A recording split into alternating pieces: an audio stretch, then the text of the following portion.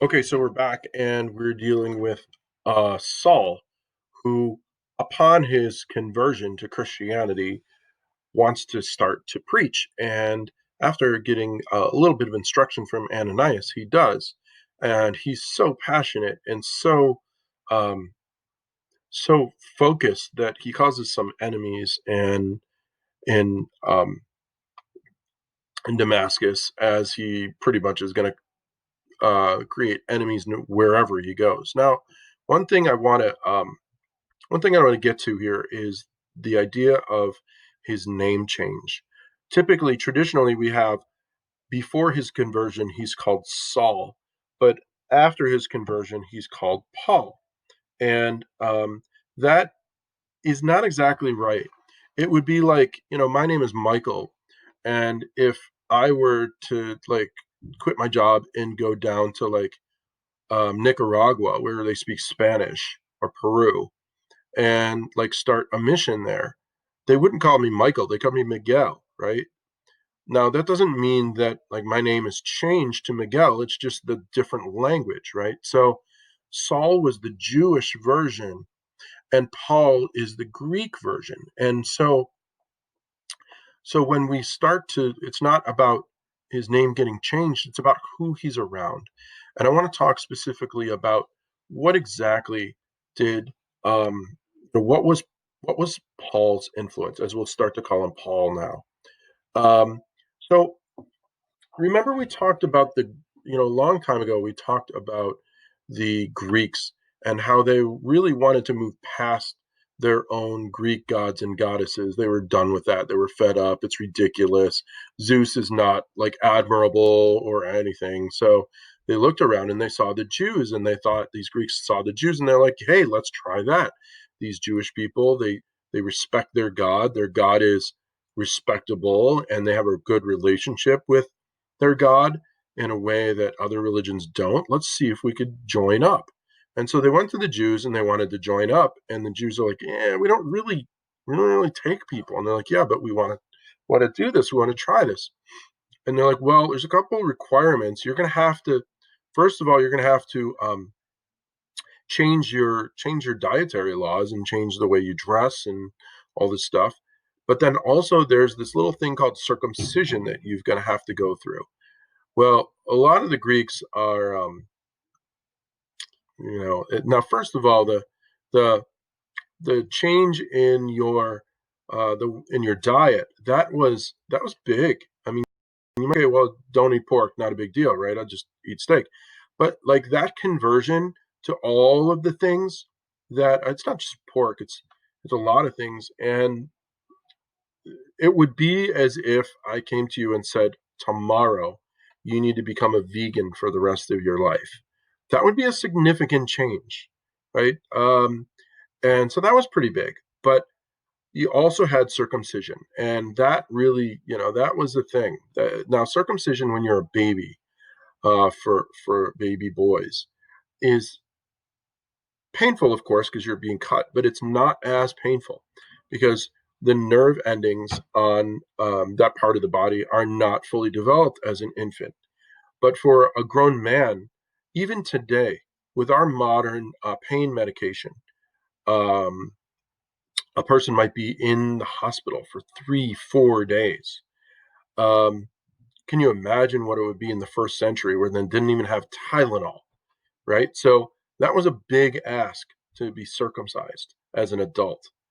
Um, some of them did it though, right? Some of them did the full conversion to Judaism, and even then, they had to, when they finally got to move from behind the screen with the women, which was an insult at that time, to be in the main room um, with the regular Jewish men, they were still told to sit in the back row, so they weren't even fully accepted. So anyway, most of them were like, "Yeah, no, we're good. We'll stay back here with the women." So now move forward to Paul. He comes in and he is going to speak he's going to go from town to town, and he's going to preach and preach about Jesus. And he starts this in Damascus.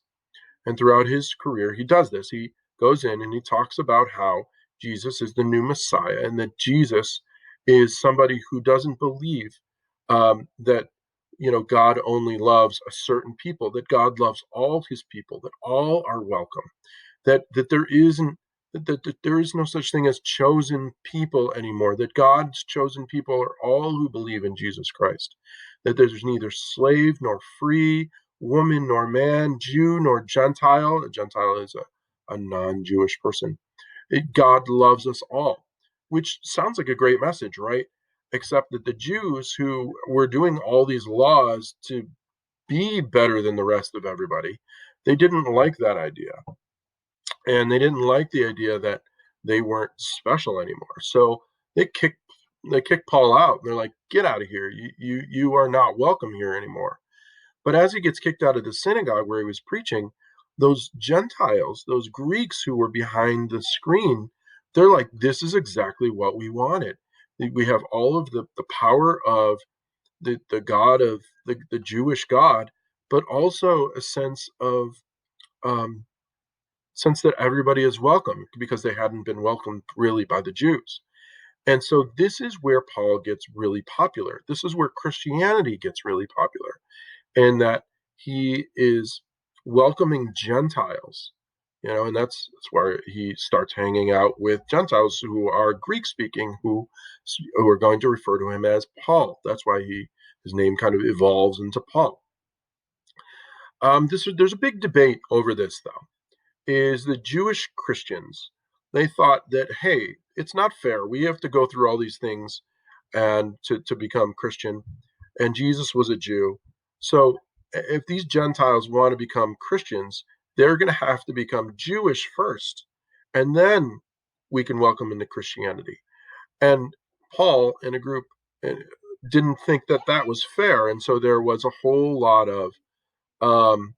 there was a lot of debate between the uh, Paul and these Jewish Christians who called Judaizers, who thought that you had to become a Jew.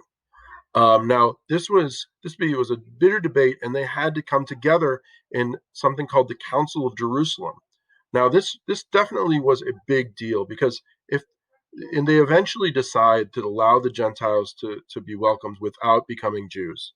And if this had gone the other way, Christianity would have only been just a sect of Judaism.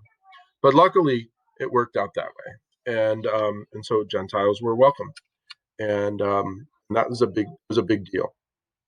Now, to end the end of the apostles, the era of the apostles, we go to the situation where Paul eventually, after all of his travels, after all of his converting people and starting Christian cities, Christian communities that end up being persecuted, right? Um, he he ends up getting arrested, and he ends up in Rome, where he ends up at house arrest for a number of different years, and the Roman leaders try to have him bribe them. They want to get paid in order to release him, and he won't do it.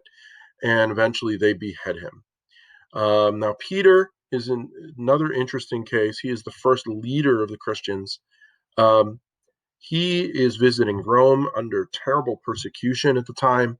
The Christians in Rome said, they convinced them, "You've got to flee the city. You're our leader. We don't want you um, to be taken. So you've got to get out of here." And so they convince him, and he's leaving Rome. And as he's walking out of Rome, so the story goes, that he saw Jesus approaching him, walking toward the city. And Jesus says to him simply, "Quo vadis," which means, "Where are you going?" Jesus was telling Peter, like, your people are behind you. People who you are supposed to be leading are back in the city, and you are to go back to them. And so Peter turns back into Rome and eventually is captured, and they're going to kill him. And then when he finds out that they were going to crucify him, they're like, he's like, he begs not to be executed as Jesus was. Didn't think he was worthy of that. And so they say, "We can take care of that for you." And they crucify him upside down on the hill in Rome that is now known as Vatican Hill. So Vatican City